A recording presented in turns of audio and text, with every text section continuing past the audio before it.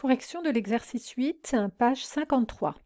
Alors, on vous disait, le tableau ci-dessous indique les limites de vitesse autorisée. Donc en ville, 50 km par heure. Sur une route, par exemple départementale ou nationale, 90 km par heure. Et sur l'autoroute, 130 km par heure.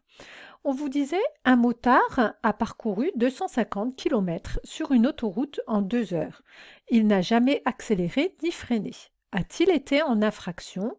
Explique ta réponse. Donc là, on va essayer de décrypter cet énoncé.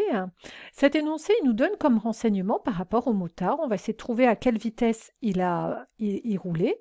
On nous donne ce premier renseignement ici, 250 km. Donc dans ce renseignement, alors ce qu'on va mettre, on va mettre les données qu'on a, qui sont données dans l'énoncé. On a 250 km, ça c'est une distance, puisque l'unité c'est des kilomètres. Donc on connaît la distance. La distance, elle est de 250 km. Et il a parcouru ces 250 km en combien de temps? En 2 heures. Donc les 2 heures, c'est une durée, on va noter ça, T, et la durée, elle vaut 2 heures. Et donc nous, ce qu'on va essayer de trouver pour voir s'il a été en infraction ou pas, est-ce qu'il a roulé plus vite que les vitesses qui étaient autorisées ici?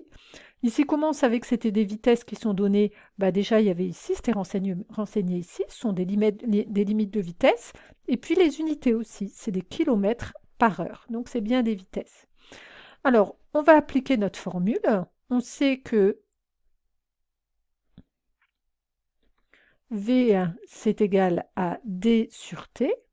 Donc 250 divisé, donc 250, je vais faire exprès de mettre les unités, comme ça on aura le résultat avec les bonnes unités.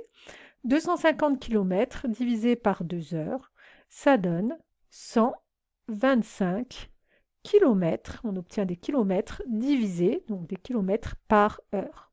Par qui veut dire divisé. Donc la vitesse, elle est de 125 km par heure. Alors, est-ce qu'il a été en infraction? Alors, s'il avait été en ville, bien sûr, s'il avait été dans une route, bien sûr, mais sur l'autoroute, et effectivement, dans l'énoncé, on nous disait bien que lui, il roulait sur l'autoroute, sa vitesse, elle est inférieure à 130 km/h. Donc, 125 km par heure est inférieur à 130 km par heure.